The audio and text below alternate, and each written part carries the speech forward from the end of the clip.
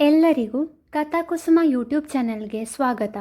ನೀವು ಈವರೆಗೂ ನಮ್ಮ ಚಾನೆಲ್ನ ಸಬ್ಸ್ಕ್ರೈಬ್ ಮಾಡಿಲ್ಲ ಅಂದರೆ ದಯವಿಟ್ಟು ಸಬ್ಸ್ಕ್ರೈಬ್ ಮಾಡಿ.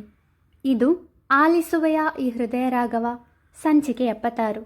ಅವಳ ಹೃದಯ ಬಡಿತ ಕಿವಿಗೆ ಕೇಳುವಷ್ಟು ಜೋರಾಗಿತ್ತು. ಅಯ್ಯೋ ದೇವ್ರೆ, ಇನ್ನೇನು ಮನೆಗೆ ತಲುಪುತ್ತೇವೆ. ನನ್ನನ್ನು ನೋಡಿದರೆ ಆಕ್ಸಿಡೆಂಟ್ ಆಗಿರುವ ವಿಷಯ ಅಪ್ಪನಿಗೆ ತಿಳಿಯುತ್ತೆ. ಅಪ್ಪನಿಗೆ ಹೇಗೆ ವಿಷಯ ವಿವರಿಸಲಿ?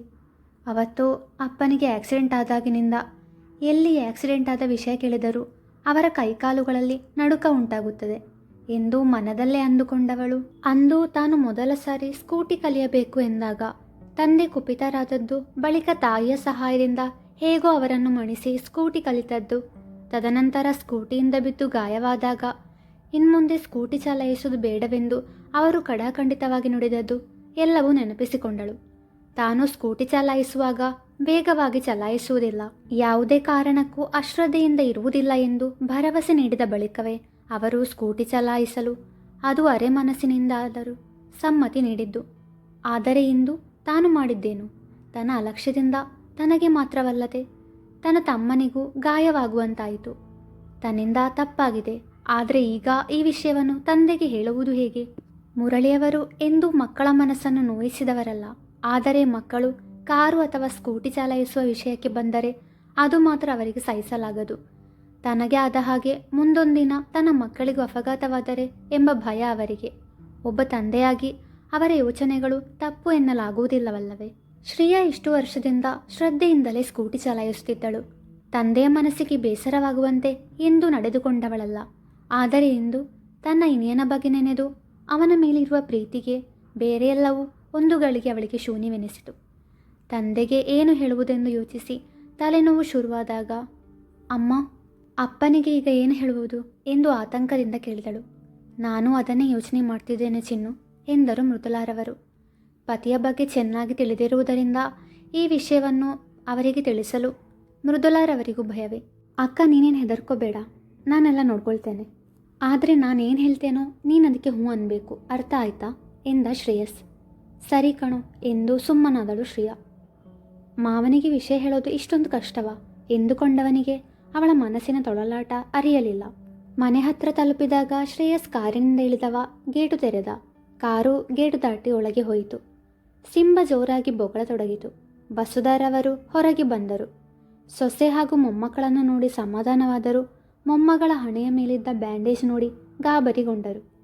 ಪುಟ್ಟಿ ಎಂದವರು ಅವಳ ಬಳಿ ಬಂದರೆ, ಅಜ್ಜಿ ಶ್ ಎಂದವಳು ಮೆತ್ತಗೆ ಮಾತಾಡಿ, ಅಪ್ಪ ಎಲ್ಲಿ ಎಂದು ಒಳಗೆ ಇಣುಕುತ್ತಾ ಕೇಳಿದಳು. ಅವನು ನಿಮಗೋಸ್ಕರ ಕಾಯ್ತಿದ್ದಾನೆ ಎಂದವರು, ನಿನ್ನ ಹಣೆ ಮತ್ತು ಕೈಯಲ್ಲಿ ಈ ಗಾಯ ಹೇಗಾಯ್ತಮ್ಮ ಎಂದವರು ಶ್ರೇಯಸ್ನ ಬಳಿ ಬಂದು, ನಿನಗೂ ಗಾಯವಾಗಿದೆ, ಹೇಗಾಯ್ತಪ್ಪ ಇದೆಲ್ಲ ಎಂದು ಕಳಕಳಿಯಿಂದ ಕೇಳಿದರು. ಹೇಳ್ತೇನೆ ಅಜ್ಜಿ, ಮೊದಲು ಒಳಗೆ ಹೋಗುವ ಎಂದ ಶ್ರೇಯಸ್ ಮೃದುಲಾರವರ ಹಾಗೂ ವಸುಧಾರವರ ಜೊತೆ ಒಳಗೆ ಹೋದರೆ ಶ್ರೇಯಾ ಇನ್ನೂ ಮನೆಯೊಳಗೆ ಹೋಗದೆ ಶ್ರೀಹಿತ್ನ ಬಳಿ ನಿಂತಿದ್ದಳು. ನೀನು ಮಾಡಿದ ಸಾಹಸಕ್ಕೆ ನಿನಗೆ ಆರ್ತಿ ಎತ್ತಬೇಕಾ ಒಳಗೆ ಹೋಗಲು ಎಂದು ಕೇಳಿದ. ಅವಳು ಏನೂ ಮಾತನಾಡದೆ ಸುಮ್ಮನೆ ಅವನನ್ನೇ ನೋಡಿದಳು. ಏನು ಎಂಬಂತೆ ಹುಬ್ಬೇರಿಸಿದ. ಐಮ್ ಸಾರಿ ಹಿತ್ ಎಂದಳು ಮೇಲುದನಿಯಲ್ಲಿ. ಯಾಕೆ ಸಾರಿ ಕೇಳ್ತಿದ್ಯಾ? ನಿನ್ನ ಮನಸ್ಸಿಗೆ ನನ್ನಿಂದ ಬೇಸರವಾಗಿದೆ, ಅದಕ್ಕೆ. ನನಗೇನು ಬೇಸರವಾಗಲಿಲ್ಲ, ನೀನು ಹೋಗು, ನಾನು ಆಮೇಲೆ ಹೋಗ್ತೇನೆ. ನೀನು ಬಾ, ಇಲ್ಲೇ ಊಟ ಮಾಡಿವತ್ತು ನಮ್ಮ ಜೊತೆ ಎಂದಳು. ಮೊದಲು ಬೇಡವೆಂದು ನಿರಾಕರಿಸಿದನಾದರೂ ತನ್ನವಳು ಮೊದಲ ಸಾರಿ ಎಷ್ಟು ಆತ್ಮೀಯತೆಯಿಂದ ಕರೆದಾಗ ಇಲ್ಲ ಎನ್ನಲಾಗದೆ ಅವಳ ಜೊತೆ ಒಳಗೆ ಹೋದ. ಮುರಳಿಯವರು ಅದಾಗಲೇ ಶ್ರೇಯಸ್ಗೆ ಸಹಸ್ರನಾಮಾರ್ಚನೆ ಮಾಡುತ್ತಿದ್ದರು. ಮಗಳು ಹಾಗೂ ಅಳಿಯನನ್ನು ನೋಡಿ ಮಾತು ನಿಲ್ಲಿಸಿದರಾದರೂ ಮಗಳಿಗೆ ಗಾಯವಾಗಿದ್ದನ್ನು ಕಂಡು ಅವರ ಮನಸ್ಸು ನೊಂದಿತು.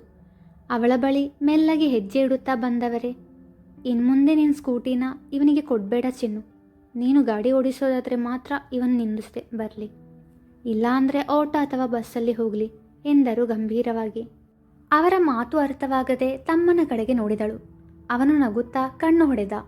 ಅವಳಿಗೆ ಆಶ್ಚರ್ಯವಾದ ವಿಷಯವೇನೆಂದರೆ, ಯಾವಾಗಲೂ ಆಕ್ಸಿಡೆಂಟ್ ವಿಷಯ ತಿಳಿದರೆ ತನ್ನ ತಂದೆಯ ಕೈ ಕಾಲುಗಳು ನಡುಗುತ್ತಿದ್ದವು. ಮಾತನಾಡುವಾಗ ಸ್ವರ ಕೂಡ ಕಂಪಿಸುತ್ತಿತ್ತು.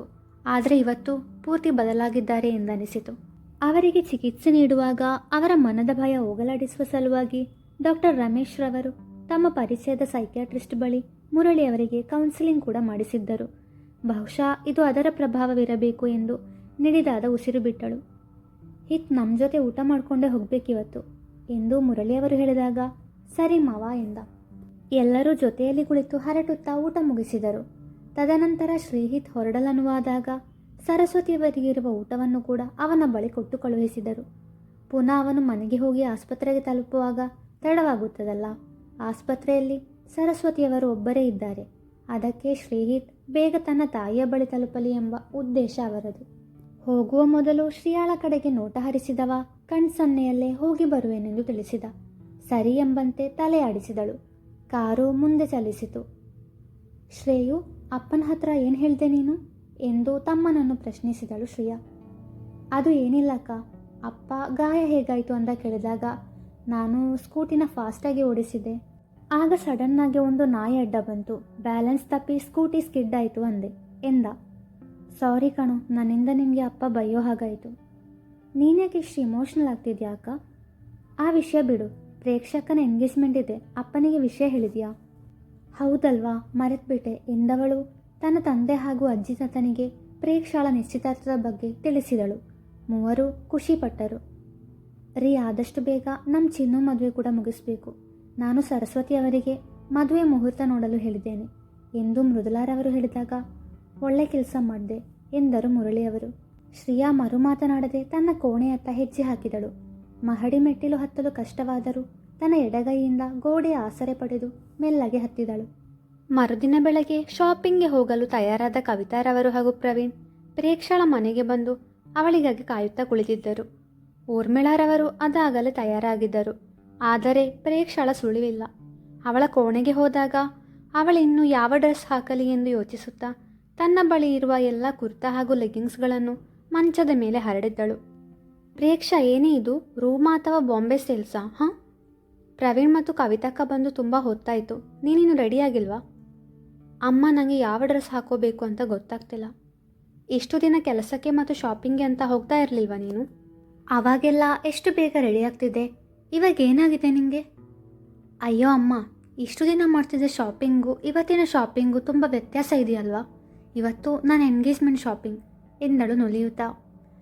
ಎಂಗೇಜ್ಮೆಂಟ್ ಶಾಪಿಂಗ್ಗೆ ಈ ಥರ ಆಡ್ತಿದ್ದಾಳೆ ಅಂದರೆ ಮದುವೆ ಶಾಪಿಂಗ್ಗೆ ಹೋಗಬೇಕಾದ್ರೆ ಇವಳು ರೆಡಿಯಾಗುವಾಗ ಸಂಜೆ ಆಗುತ್ತೋ ಏನು ಎಂದು ಮನದಲ್ಲಿ ನುಡಿದರು ಊರ್ಮಿಳರವರು. ಯಾವ ಶಾಪಿಂಗ್ ಆದರೆ ಏನು, ಈಗ ಯಾವುದೋ ಒಂದು ಡ್ರೆಸ್ ಹಾಕೊಂಡು ಬೇಗ ಬಾ ಎಂದು ಹೊರಟವರು ಮತ್ತೆ ವಾಪಸ್ ಬಂದು ನೀಲಿ ಬಣ್ಣದ ಕುರ್ತಾ ಹಾಗೂ ಬಿಳಿ ಬಣ್ಣದ ಲೆಗಿಂಗ್ಸ್ ಅವಳ ಕೈಗಿಟ್ಟು ಉಳಿದ ಬಟ್ಟೆಗಳನ್ನು ಕಬೋರ್ಡ್ನಲ್ಲಿ ಜೋಡಿಸಿದರು. ಇಲ್ಲದಿದ್ದರೆ ಅವಳು ಇವತ್ತು ಹೊರಡುವಾಗ ಇನ್ನೂ ತಡವಾಗುತ್ತದೆ ಎಂಬ ಉದ್ದೇಶದಿಂದ. ಬೇಗ ಬೇಗ ತಯಾರಾಗಿ ಬಂದವಳನ್ನು ಕಂಡವ ಕಣ್ಣಲ್ಲೇ ಮೆಚ್ಚುಗೆಯನ್ನು ಸೂಚಿಸಿದ. ಅವನೆಡೆಗೆ ಚಂದದ ನಗು ಬೀರಿದಳು. ಪ್ರೇಕ್ಷಾ, ಹೋಗೋಣ್ವಾ ಎಂದು ಕವಿತಾರವರು ಹೇಳಿದಾಗ ಹಾಂ, ನಾನು ರೆಡಿ ಅತ್ತೆ ಎಂದಳು. ಅವಳು ಅತ್ತೆ ಎಂದಾಗ ಅವರಲ್ಲಿ ಆಶ್ಚರ್ಯ ಮಿಶ್ರಿತ ಸಂತೋಷ ಉಂಟಾಯಿತು. ಪ್ರವೀಣ್ ಡ್ರೈವಿಂಗ್ ಸೀಟಿನಲ್ಲಿ ಕುಳಿತರೆ ಪ್ರೇಕ್ಷಾ ಅವನ ಪಕ್ಕದ ಸೀಟಿನಲ್ಲಿ ಕುಳಿತಳು. ಊರ್ಮಿಳಾರವರು ಹಾಗೂ ಕವಿತಾರವರು ಹಿಂದಿನ ಸೀಟಿನಲ್ಲಿ ಕುಳಿತರು. ಪರವಾಗಿಲ್ಲ, ಯಾರು ಹೇಳದೇ ಇದ್ರೂ ನನ್ನ ಪಕ್ಕನೇ ಬಂದು ಕೂತಿದ್ದಾಳೆ ಎಂದುಕೊಂಡವನ ತುಟಿ ಅಂಚಿನಲ್ಲಿ ಕಿರುನಗೆ ಮೂಡಿತು.